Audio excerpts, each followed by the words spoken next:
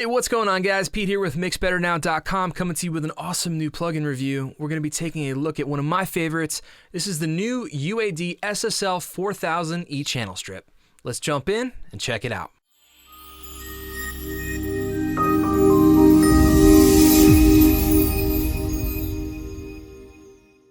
All right, so I have an instance of the new UAD SSL 4000 E-channel strip open on the screen here inside of Studio One. I have a session open.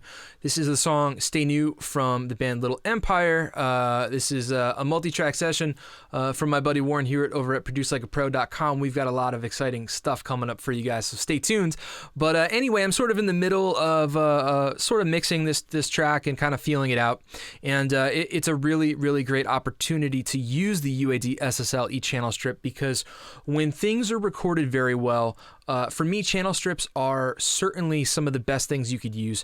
They have everything we need. They have EQ, compression, filters, gating, expanders.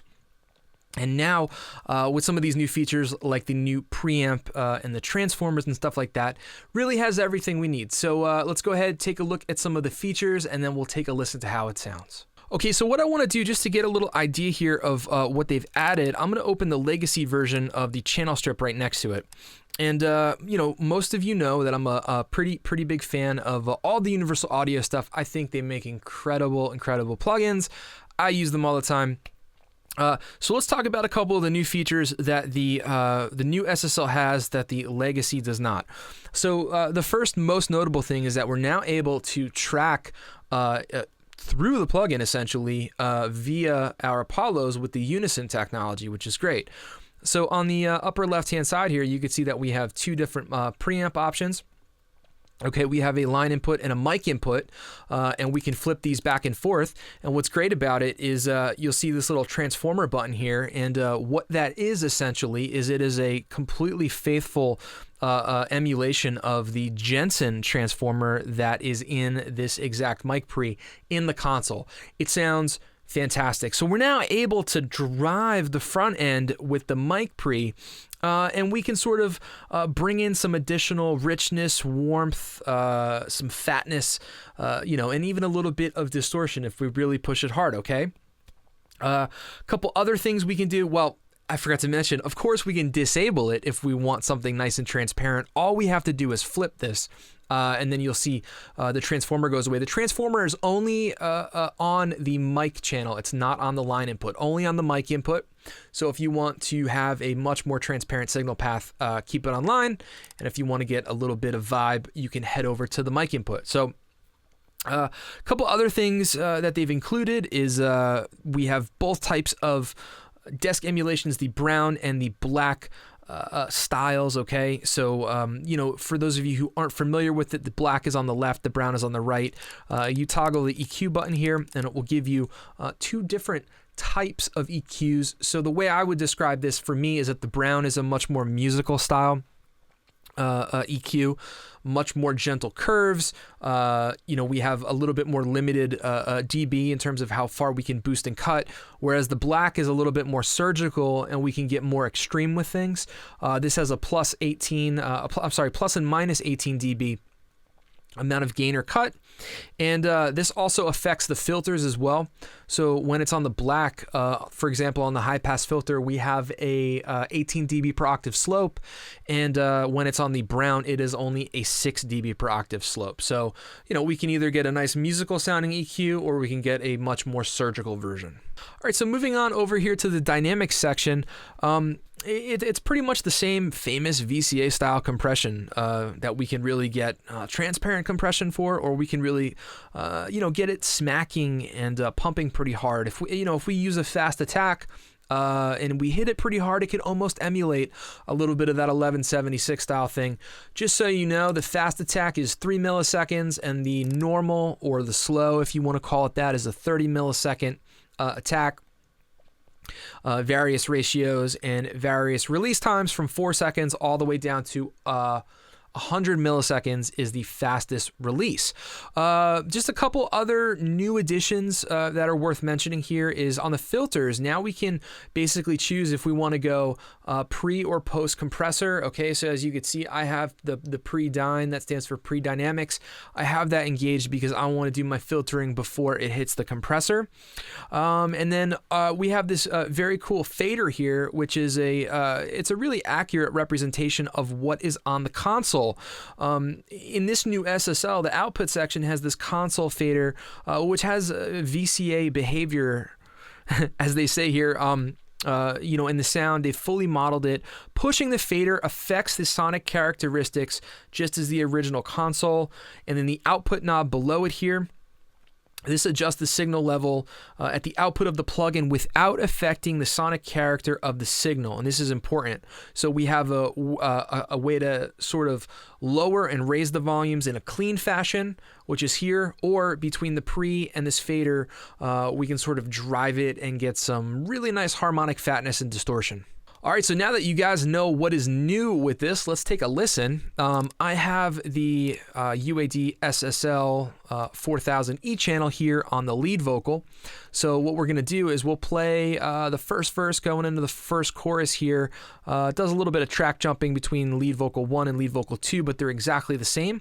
So let's go ahead and take a listen.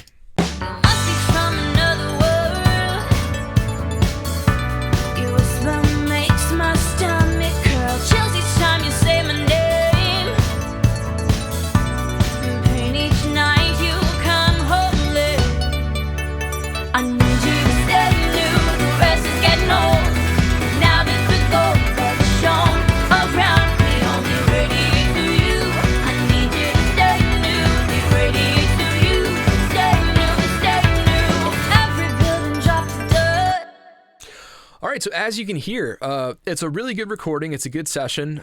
So, it doesn't need a whole lot in my opinion, which is exactly the type of scenario where I will reach for something like the UAD SSL E-channel strip here. As I said before, it has everything we need, EQ, filters, compression, and now we have some of this harmonic, mojo, so to speak, which is great that the consoles have, okay? So all I'm doing here on the channel is... I have a little bit of filtering going on, so we're rolling off a little bit. I would say to almost 200.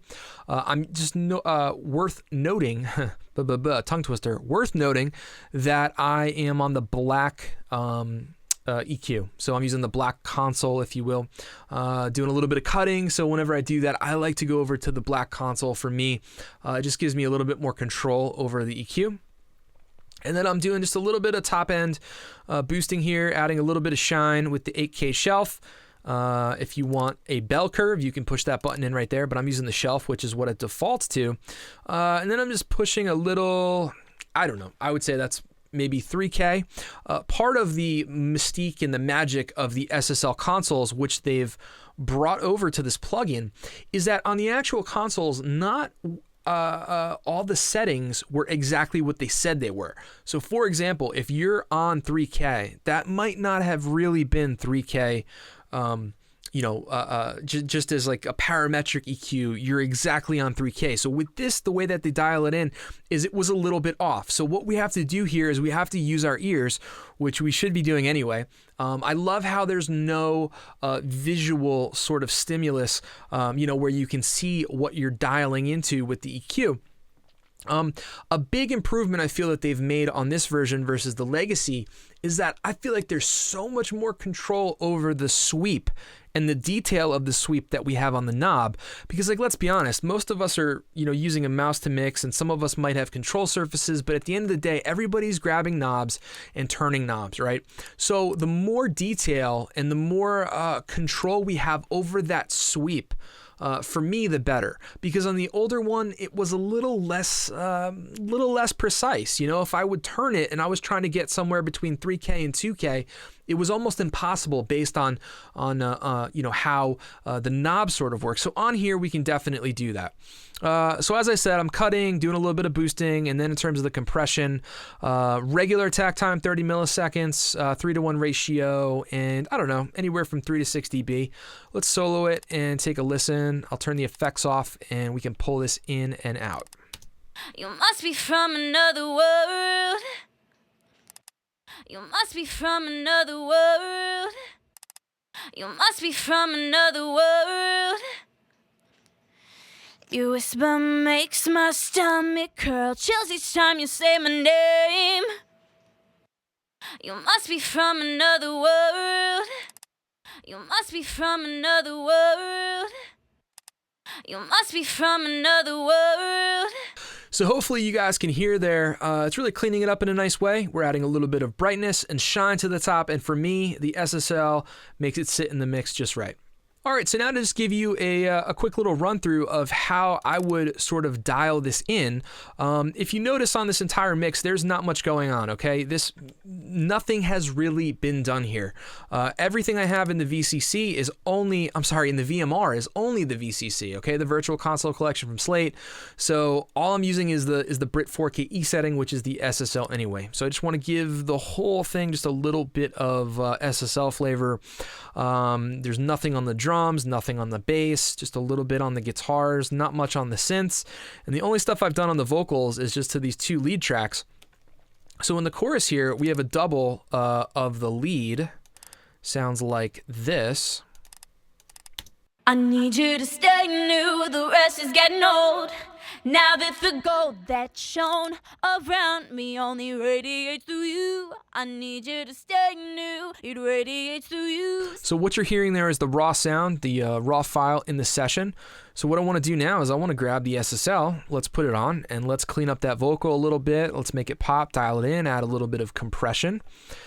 Just scrolling down here, and we're opening an instance of the SSL channel strip. So what I'm going to do here is loop this. And I'm just going to tweak some knobs and explain what I'm doing as I go so that you sort of know your way around this plugin. The first thing I'm going to do here is I'm going to switch it to the black console. Like I said, I prefer working with the black console. Rarely do I work in the brown one. It's just a preference thing. One isn't better than the other. Just whatever works for you. So the first thing that I want to do here is I want to drive a little bit of line level into it, okay? I can choose line. Again, if I flip it, the transformer comes in on the mic, and it just depends on if you want something a little bit more transparent, in the line, or if you want some of that transformer sound in the mic. So I know I like the way the transformer sounds, but we'll listen to the line right now anyway. I need you to stay new, the rest is getting old. I love how you can actually hit the plugin harder, or hit the channel harder, if you will, by driving it, okay? So that's what we're doing. And then I'm gonna, after I dial everything in, I'm gonna go down to the output knob, and I'm gonna bring it down to level match. So, don't hammer me until I actually level match, all right? I'm just getting my sound. I like to drive level into it, as I say. You'll see on the meter here, I like to push it just below where it turns yellow, so it's kind of where the green meets yellow, so we're feeding a nice, healthy amount of signal into the SSL. I need you to stay new, the rest is getting old. Now that the gold that shone around me only radiates through you. I'm going to pad the mic input here because it's actually louder than the line input, so I'm going to hit the negative 20 dB pad, and then I'm going to boost it. I need you to stay new, the rest is getting old. Now that the gold that shone around me only radiates through you. I need you to stay new, it radiates through you. So for me, the mic input here with the transformer is giving it a bit more body and a bit more warmth, and especially since it's a female vocal, this is exactly what I'm looking for. So I'm going to leave it right there. Now I'm going to dial in my filters. I'm going to hit pre-dynamics. It's not going to light up yet because we haven't turned the dynamics section on, but I like to filter before it hits the compressor. And I'm not really worried about losing bottom end here because it's a double of the lead vocal. So I don't need the low end from the vocal. I mean, of course, I'm sure most of you high pass on your vocals anyway, but with this, I could really thin it out quite a bit because we're not going to miss any of that low end. I need you to stay new, the rest is getting old.